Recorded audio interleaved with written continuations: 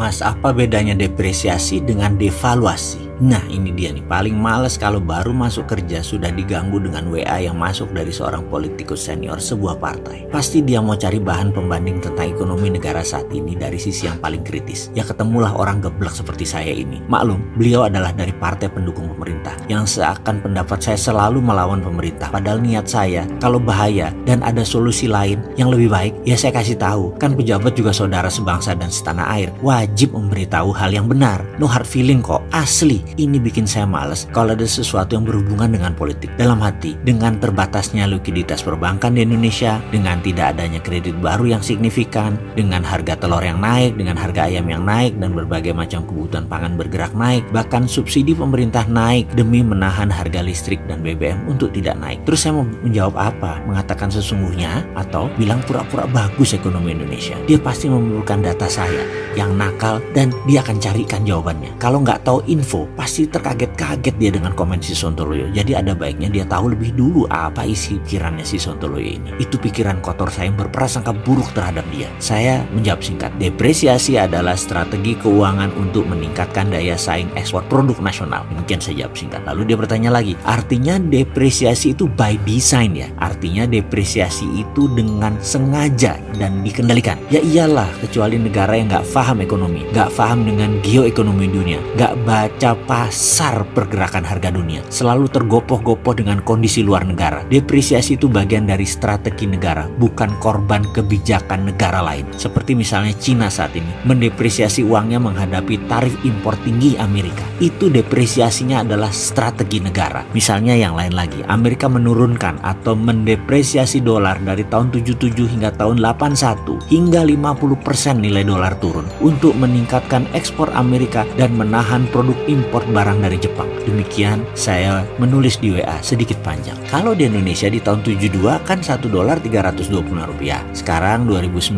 sekitar 14.200-an. Jadi kira-kira dalam 40 tahun ini 4.000% ya. Itu devaluasi atau depresiasi? Tanyanya lagi via WA. Nah ini asli malas saya berkelanjutan. Saya lama tidak membalas WA tersebut. Malah dia nambah lagi. Kalau di Singapura US dollar kok stabil, dengan US dollar ke yen juga stabil. Selisihnya paling 0,5%. Dia tambahkan lagi, di Singapura sudah 10 tahun terhadap dolar Amerika berkisar di angka ya hari ini juga 1,36 US dollar terhadap Sing dollar. Saya ngelamun begitu menerima WA yang terakhir. Pikiran saya melayang pada harga sewa kamar hotel. Saya siap ke Singapura dengan keluarga dalam 25 tahun ini sudah bolak-balik selalu menyempatkan tinggal di hotel tua di belakang Orchard Road, yaitu York Hotel. Sampai hafal semua pegawai tersebut. Harga 15 tahun yang lalu saya masih ingat, per malam 78 Singapura dolar. Dan pertengahan tahun ini saya menginap lama di sana. Harganya berubah menjadi 80 dolar per malam. Naiknya dikit sekali. Sepertinya tidak ada inflasi kali di sana. Di Singapura itu jangan-jangan tidak ada depresiasi, apalagi devaluasi. Padahal negara yang mengandalkan impor